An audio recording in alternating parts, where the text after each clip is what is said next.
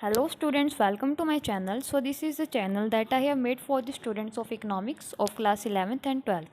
So without wasting our time, let's start with our first topic. What is economics?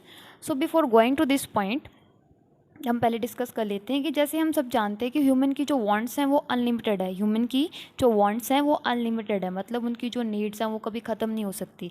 But उन wants को complete करने के लिए जो रिसोर्सेज अवेलेबल है ना उनके पास, वो काफ़ी लिमिटेड है। मतलब रिसोर्सेज कम है हमारे पास, बट जो हमारी वांट्स हैं वो बहुत ही ज़्यादा अनलिमिटेड है। ठीक है, तो इकोनॉमिक्स में हम क्या स्टडी करते हैं कि हम कैसे उन लिमिटेड रिसोर्सेज को यूज़ करके हम ज़्यादा से ज़्यादा हमारी अनलिमिटेड वांट्स को कंप्लीट कर सकें। तो बेसिकली ये इकोनॉमिक्स का मोटिव है, हम इसीलिए इकोनॉमिक्स को पढ़ते हैं। तो बेसिकली क्या है कि economics refers to that science which studies human activities relating to wealth. तो इकोनॉमिक्स में हम जो भी ह्यूमन एक्टिविटीज़ होती हैं जो वेल्थ के रिलेटेड है, हम उसको स्टडी करते हैं। तो ऐसा भी कहा जाता है कि जो इकोनॉमिक्स में हम के चॉइस को स्टडी करते हैं, चॉइस स्टडी करते हैं at the level of individual level, at national level, at international level. Choice को स्टडी करना मतलब कि हम कौन सी चॉइस यूज़ कर रहे हैं, मतलब क्या कौन सी टेक्निक यूज़ कर रहे हैं कि जिससे हम अपना ज़्यादा से ज़्यादा प्रॉफिट गेन कर सकें by using our minimum resources. Okay, so come to the point, economics is a social science that studies the production, distribution and consumption of goods and services. तो हम इकोनॉमिक्स में स्टडी करते हैं goods and services के production, distribution and consumption. तो ये एक पूरा प्रोसेस है। जैसे कि मान लीजिए कोई फैक्ट्री है कॉमोडिटीज़ प्रोड्यूस कर रही है, राइट। सबसे पहले प्रोडक्शन होगा, उसके बाद वो उसे डिस्ट्रीब्यूट करेगी शॉपकीपर्स तक। जो शॉपकीपर है वो उनसे परचेज़ करेंगे, देन वो फर्दर हम तक पहुँचाएंगे। जो हम कंज्यूमर हैं हम तक पहुँचाएंगे। हम कंज्यूमर है बिकॉज हम वो गुड्स परचेज़ कर रहे हैं हम हमारे खुद के कंजप्शन के लिए, राइट। तो इसलिए उसकी पहले प्रोडक्शन होगा, फिर distribution and consumption of goods and services. और हम इकोनॉमिक्स में इन तीनों जो एक्टिविटीज़ हैं इनको डिटेल में स्टडी करते हैं।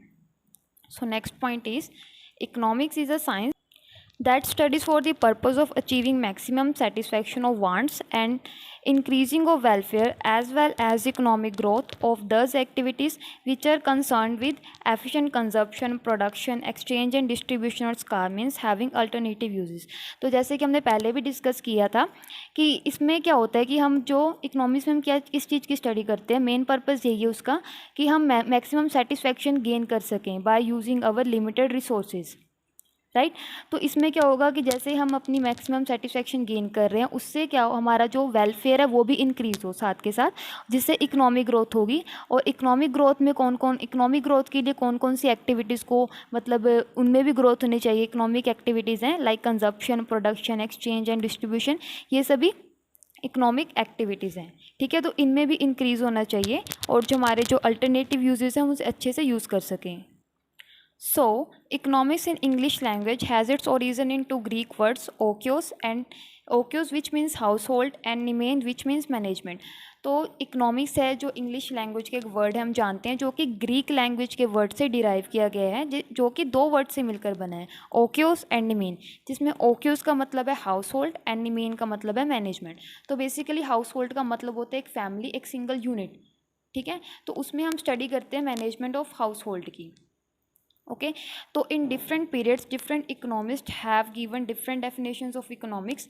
तो जैसे जैसे टाइम के अकॉर्डिंग जो डिफरेंट इकोनॉमिस्ट हैं उन्होंने अपनी डेफिनेशन को चेंज किया है। हमें अलग अलग डेफिनेशन देखने को मिली इकोनॉमिक्स की, जिसमें the main definitions of economics are divided into the following categories. इसमें फर्स्ट डेफिनेशन है wealth definition, second material welfare definition, third scarcity definition and then growth oriented definition. तो इन चारों डेफिनेशन को हम नेक्स्ट वीडियो में डिटेल में study करेंगे।